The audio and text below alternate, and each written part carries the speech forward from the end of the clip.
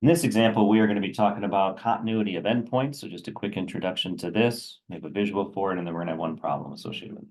So we're talking about on an endpoint, you can't really do a limit on both sides because it's an endpoint. And so really you can only just kind of test the side, either the right side of that point or the left side of the point, depends on which side exists. So it's going to be continuous if from the right, it equals whatever the value is that you plug in. Visually, you're looking at this, right? So the limit from the right is approaching and actually equal to that value. So we would call that continuous. So this would be continuous from the right, but not from the left, because as you're going here, it doesn't equal that value from the left.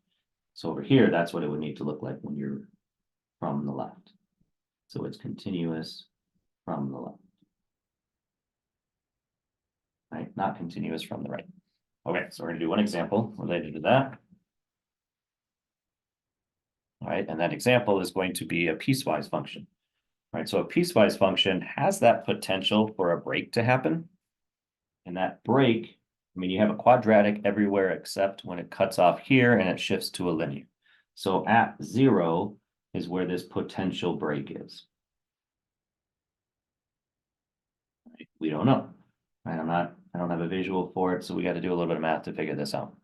So we need to, in order for it to be continuous, remember that our limit as x approaches 0, that's the only spot that we have this potential break, that is going to equal the y value that you get when you plug in 0. So we actually have 3 parts to this. We got to really test out the limit because we don't know. It's not just a pure linear or quadratic or anything like that. So we don't know what's happening on the left side. We don't know what's happening on the right side, and then we got to actually find the y value. Right. So we'll start by, let's do the limit as x approaches 0 from the left. Okay. So if you're talking about 0 from the left, you're talking about this, where x is less than or equal to 0. So this is the equation that we would be plugging in. So 0 squared plus 1, which is equal to 1. All right, so that's the left side. Let's do the limit on the right side. As x goes to 0 from the right, which means you're talking about you're coming from this side.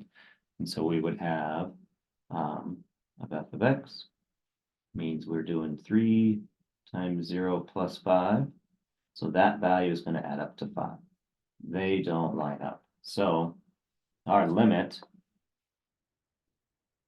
as x approaches 0 of this function, hx, this function, does not exist.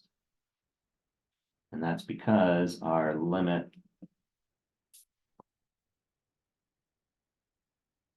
as x approaches 0 from the left, which is 1, does not line up with the limit as x approaches 0 from the right, which is 5. All right, so right away, we're pretty much done. All right, there's going to be a break in the graph.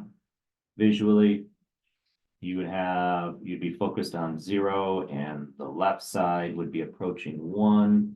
The right side would be approaching 5. So we would actually get to this value from the left. Maybe a quadratic, I don't know, maybe it looks something like that. And then on the right side, we'd have this positive slope, but we have an open circle, and then maybe doing this. So it's approaching 5 from the right.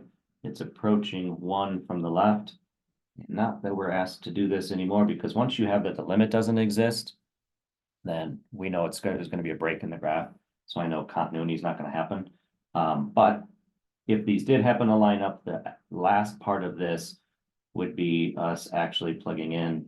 Where might just keep coming from? The last part of this would be we would actually plug in 0, and on a piecewise we have to plug it into the appropriate equation. So we'd be plugging it into the top equation, which means we would be doing 0 squared plus 1, So if they're asking for different kinds of questions, like is it left or right, like it's approaching the same value from the left, right? But it's not approaching the actual y value from the right. Right, so that one lines up, that doesn't line up, that stops the whole thing. So this graph is not continuous